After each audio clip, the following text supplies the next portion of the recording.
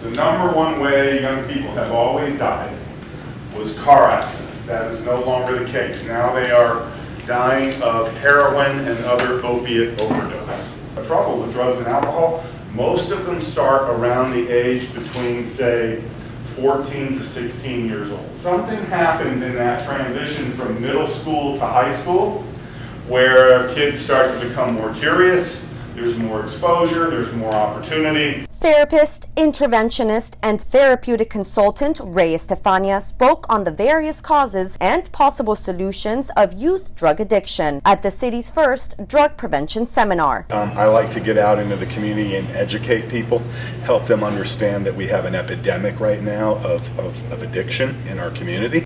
Organized by parents, faculty, and students of Miami Springs Senior High with the support of the mayor and city council, as well as city staff and city officials, the event had a great turnout. The community of Miami Springs, I'm going to do a shout out for us, just made it easy. I mean, there's a lot of work involved in these things, but I didn't have one person, whether it was our city manager, Mr. Alonso, city council, no one said no. Everyone enthusiastically said, yeah, let's do it, it's important.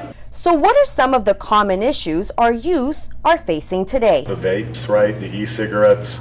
We're hearing a lot about marijuana, young people using marijuana. A lot of families are dealing with, parents are struggling with it, schools are struggling with it. And what is one suggested effective method to prevent this? So what I always tell parents is, make it as hard as you can for your kids to start experimenting when they're 16, 15, 17 years old. Get in their way as much as possible. Make it hard for them. Change of environment and leading by example are other successful techniques in supporting a family member with an addiction. I'm trying to lose 25 pounds. And I come home every day and my wife, all she's doing is buying cookies and cakes and potato chips, and she's got it all laying around the house. Do you think that's going to make it easier for me to stick to my diet? They may want to look at their behavior and what they're doing, and they may want to abstain or refrain from drinking around the person, at least for a period of time until they're stronger. Yeah.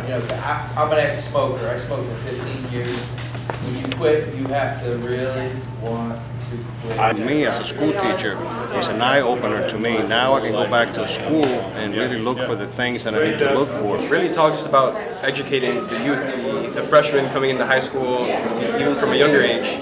As soon as you can get to the minds of the youth, the better. What's your overall goal? Just create a dialogue, educate people, help them understand that they can make a difference. And although drug prevention is not a popular subject amongst teens, our community leaders and the organizers of this seminar here today will continue to break barriers to educate guardians, parents, and school staff on this epidemic.